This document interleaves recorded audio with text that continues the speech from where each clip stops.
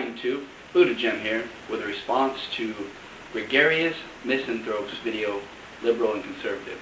The quotes you're going to see are actually from GregariousMisnthrope's video. He begins by asking if the Big Five, meaning the Big Five media corporations, wanted the war in Iraq and kept silent about the truth beforehand, why have they been attacking it practically since day one of the invasion? There are a number of problems with this comment. I'll begin with the most blatant. The mainstream media have not been attacking this war since the very beginning. A number of studies have been done by FAIR, that's Fairness and Accuracy in Reporting. You can check them out at their website, and I'll provide some links. At the start of the invasion, they did a study starting from March 19th, and it went for 3 weeks. They looked at 1,617 on-camera sources appearing in stories about Iraq on the evening newscasts of 6 television networks. The news programs studied were ABC World News, tonight's CBS Evening News, CNN's Wolf Blitzer reports, Fox Special Report with Britt Hume, and PBS's NewsHour with Jim Lehrer.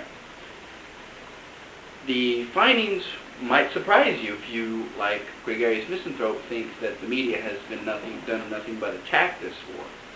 Nearly 2/3 of all sources, 64%, were pro-war, while 71% of U.S. guests favored the war.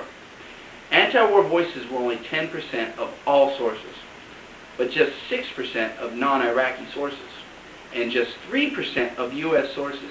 That means if you saw a fellow American, out of the fellow Americans you saw on the news regarding the war in Iraq, only 3% of them were against it. At a time when we had millions of people gathering, protesting, trying to stop this war. The viewers were more than 6 times as likely to see a pro-war source as one who was anti-war. If you just count the U.S. guests alone, that ratio increases 25 to 1. You're 25 times more likely to see an American telling you what a great thing this war would be than you are to see someone questioning the motives and the lies that were spewed, the exaggerations. 25 times more likely. That's not like attacking to you. The fact that negative stories are reported could have something to do with reality. The war has not gone as planned. Even today, it's hard to see how someone could make the argument that the mainstream media attacked the war. What I see is a very mixed message. And what I see is a very careful framing of the debate about the Iraq war. On one side, we have those who are saying the surge is going to win. We're making progress. We just need to stick with it. On the other hand, on the other side of the spectrum, we have those who are saying we can't win. Very similar to what happened in Vietnam. That narrow framing of the debate leaves out the millions of us who, like for instance, on September 15th, will be joining to protest this war. Millions of us who believe that this war is illegal and immoral, who believe it is a war crime. Our voices are not heard, and they are not within the framework of the debate you hear on the mainstream media. And what I never see on the mainstream media are stories detailing the fact that the war in Iraq is a violation of our Constitution and international law, and that George Bush should be tried for war crimes. Another problem with Gregarious' comments is that it puts the cart in front of the horse. The mainstream media are the stenographers for power. They don't dictate the course of events. They are the echo chambers of official lies and act as a legitimizing tool in the hands of the elite. The mainstream media didn't tell President Bush to invade Iraq, but once they found out that this was his intention, they ran with it and practically ignored all opposition to that plan. In another comment, Gregarious asks, if the corporations that own and control the news organizations are supporting the war to maximize profits for their other divisions, then one would expect that we would be seeing nothing but pro-war propaganda on every network and in every newspaper. We don't. No, we don't. And I see this question in many different forms, and it's tragically flawed. It's based on a serious misunderstanding of how our system works and the role of the state in protecting that system. Ronald Reagan hinted at this role in a speech he gave to the National Association of Manufacturers at the Washington Hilton on March 10, 1983.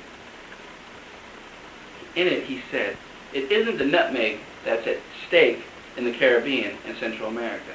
It is the United States national security." you recall, we invaded the tiny island of Grenada, and Reagan was poking fun at the mistaken idea that we do these things purely for economic reasons. There were no war for nutmeg signs back in those days, but the idea expressed by Gregarious and held by many still held sway.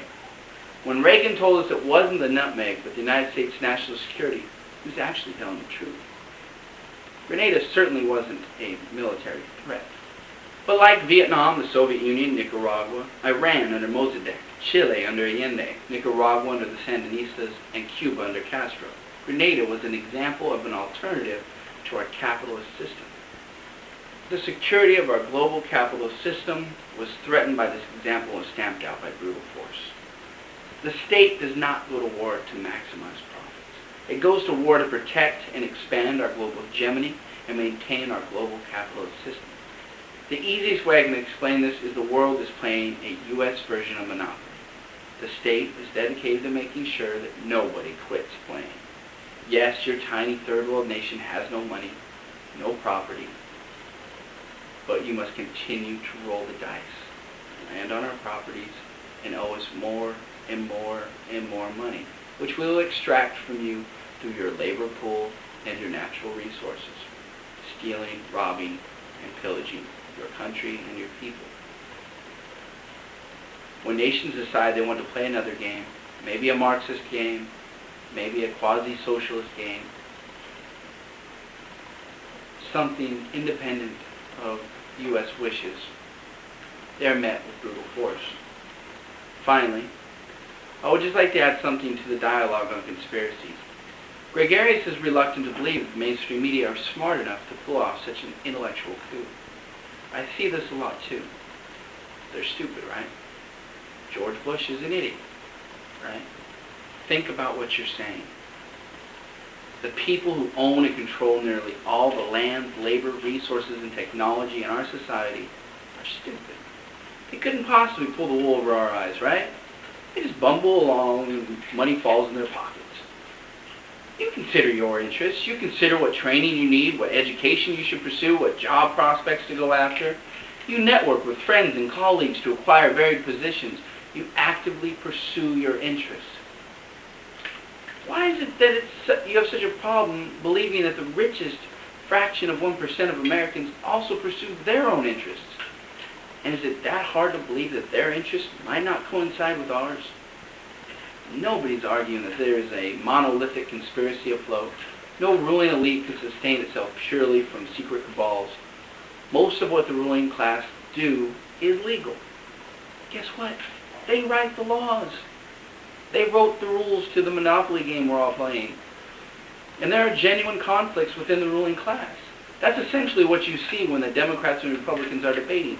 Those two parties represent the two major factions of the ruling class. And they do have disagreements and differences. But it is a mistake to assume that the richest fraction of 1% do not actively pursue their interests and seek to protect their privileged position in society. They often do this through legal means, but history is replete with examples of their illegal adventures. The SNL scandal, the Gulf of Tonkin, COINTELPRO, the Enron scandals. We've been plagued by numerous, conspiracies. To go to war with Iraq. Yes, they conspired to lie to you. They conspired to hide the truth from us because they wanted to go to war. To conclude, the media do lie, distort, and manipulate us. It's not just about maximizing profits, it's about maintaining this great game of Monopoly they have us playing. A game where they own all the property and control all the money, and they don't want anyone to quit. The ruling elite do conspire to screw us, and it's important that we educate ourselves about these things so that we can do something about it. The pledge to resist. We believe that as a people living in the United States, it is our responsibility to resist the injustices done by our government in our name.